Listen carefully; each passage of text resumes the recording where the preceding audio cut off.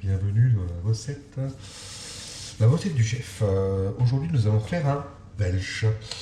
Welsh, autrement appelé Welsh, avec un W, un E, un L, un S et un H, dans le but de cuisiner un fromage maturé, le cheddar. Cheddar Galloway, qui est un cheddar anglais, globalement. Donc on a préalablement coupé notre cheddar en petits cubes, d'accord, relativement petits. On va donc les mettre dans la casserole à feu très doux. Donc sur une plaque à induction entre 3 et 4, vous pouvez les mettre à 4. Attendre gentiment que le cheddar commence à fondre. Le but étant de ne pas mettre trop de bière. Car si on met trop de bière, on va se retrouver avec un cheddar assez liquide. Et le problème, c'est que ça va beaucoup travailler sur la tranche de pain. Donc ça va imbiber le pain. Et si vous imbibez le pain avec trop de bière, vous aurez un effet spongieux très désagréable. Donc du coup, on est parti. On laisse fondre le cheddar en gardant toujours un petit peu de côté, si on met trop de bière, pour dire de resolidifier le mélange. Donc là, le cheddar est donc en train de fondre. Comme vous pouvez le constater, le cheddar est en train de fondre. Vous voyez, il obtient une consistance pour l'instant un petit peu dure, un petit peu caoutchouteuse. Et ça va fondre au fur et à mesure gentiment. Ça fait déjà 3-4 minutes que j'ai mis ces morceaux à fondre pour le moment. Mais comme je vous l'ai dit, il faut les faire fondre très doucement. Au préalable, vous allez donc allumer votre four et le préchauffer à 180 degrés. Très important pour tout à l'heure. Vous allez également sortir 2 plats type plat à gratin et y mettre vos 2 tranches de pain avec le jambon que nous allons mettre tout de suite. On va donc couper les tranches de jambon en 2 pour plus de facilité. On va les poser sur le pain, une première tranche. On va venir mettre dans le jambon une fine couche, très fine couche de moutarde dans le but de relever notre plat.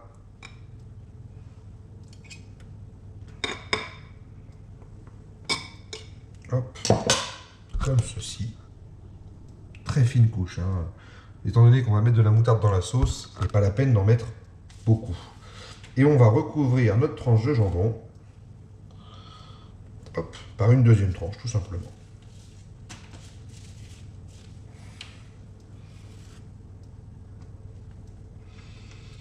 Par la suite, le mélange avec le cheddar et la moutarde va venir napper le pain et le jambon et va travailler gentiment.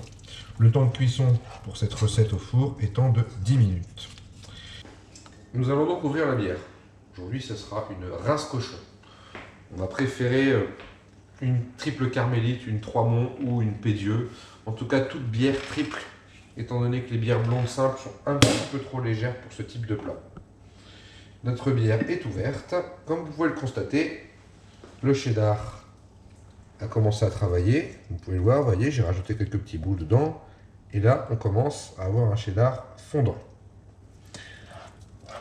La consistance est presque parfaite.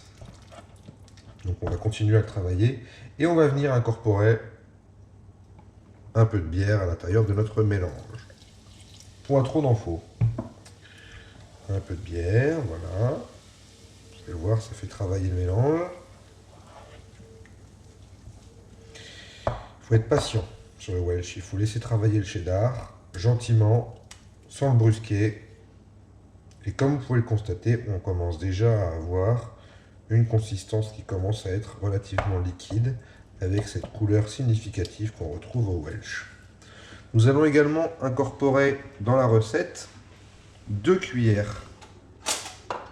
1 à 2 cuillères à soupe, de moutarde, dans le but de relever notre mélange. Ce qui va donner un peu de peps à notre Welsh. Et on va également, pendant la cuisson, venir le poivrer.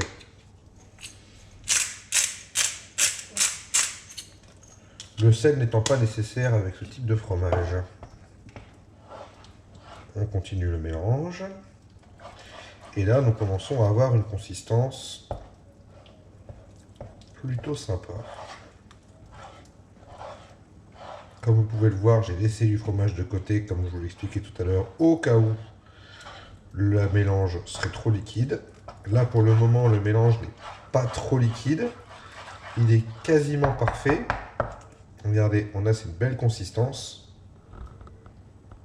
Voilà, un fromage enfilé qui est pas mal du tout.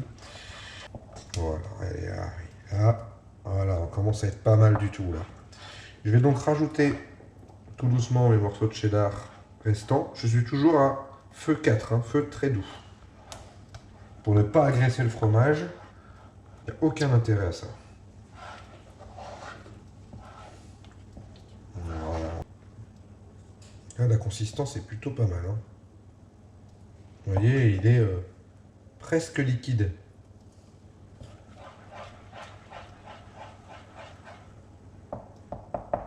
Encore quelques carrés qui ne sont pas fondus. Donc je vais le laisser continuer.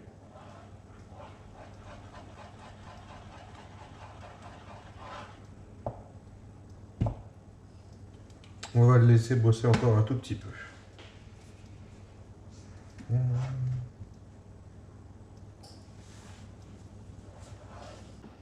Voilà, le cheddar est complètement fondu, la bière s'est bien incorporée, on a une consistance liquide.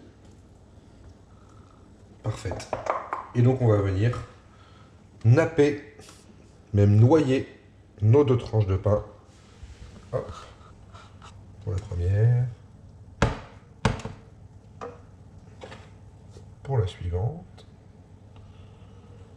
Voilà. N'oubliez pas d'être généreux, c'est un plat généreux. Voilà, on ne voit plus le pain ni le jambon. On peut dire que le boulot est fait. Et là, notre Welsh, notre fromage un peu liquide, va venir imbiber le pain pendant 10 minutes au four. Il nous reste maintenant 2 minutes 30 de cuisson au four. Et donc nous allons lancer la préparation des œufs sur le plat pour faire un Welsh Rarebit complet. Donc le Welsh Rarebit complet, c'est un Welsh avec un œuf sur le plat. Petite astuce du chef. Vous allez mettre sur votre œuf sur le plat un peu de paprika. C'est excellent. On va donc sortir les Welsh du four, ça y est. Voilà, 2 magnifiques Welsh, légèrement gratinés et mousseux. Hop. Ne vous brûlez pas surtout. Posez votre premier Welsh et vous pouvez mettre votre œuf sur le plat dessus. Le beurre aidant. Bonne dégustation à vous, avec une bonne bière. Et comme on dit chez nous, bon appétit Biloute!